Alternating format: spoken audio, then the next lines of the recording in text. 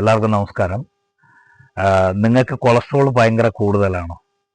ചുരുങ്ങിയ ദിവസം കൊണ്ട് നമ്മുടെയൊക്കെ വീട്ടിലുള്ള ഒരു പച്ചില ഉപയോഗിച്ചിട്ട് കൊളസ്ട്രോളിനെ നോർമലാക്കി നിർത്താൻ പറ്റും.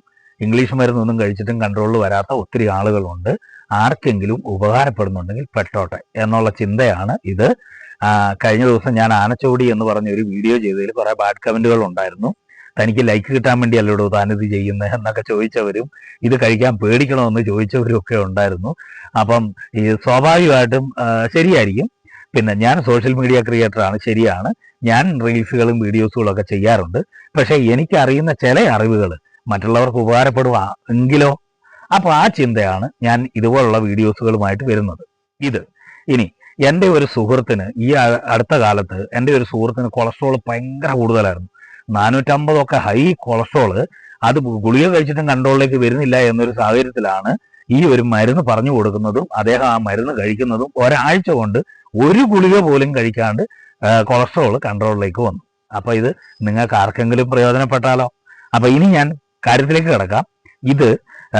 ഈ ഇല എന്താണെന്ന് മനസ്സിലായോ?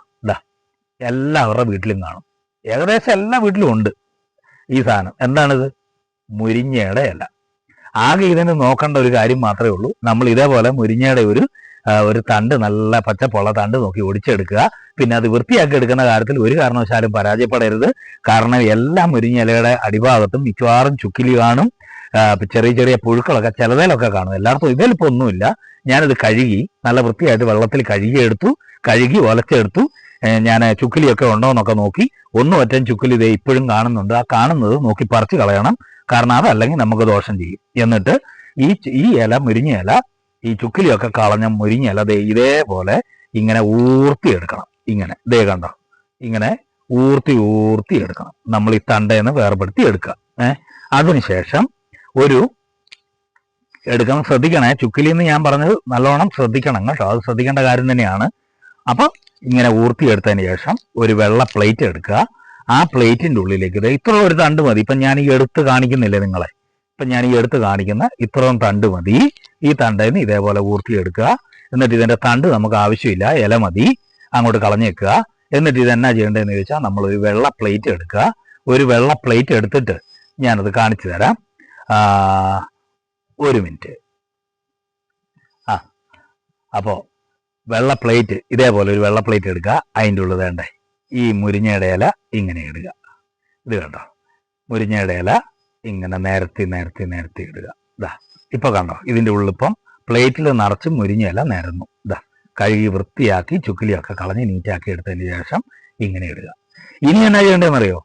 നമ്മുടെ വീട്ടിൽ വെക്കുന്ന ചോറില്ലേ, ആ ചോറ് തട പൊട്ടിക്കുമ്പോൾ തന്നെ ആ ചൂട് ചോറില്ലേ, ആവിയോടെ ആ ചോറ് കോരി ഈ പ്ലേറ്റിൽ നിങ്ങൾ എന്തേരം ചോറാണോ കഴിക്കുന്നത് അത്രയും ചൂട് ചോറ് കോരി ഇതിന് മേളിലിടുക.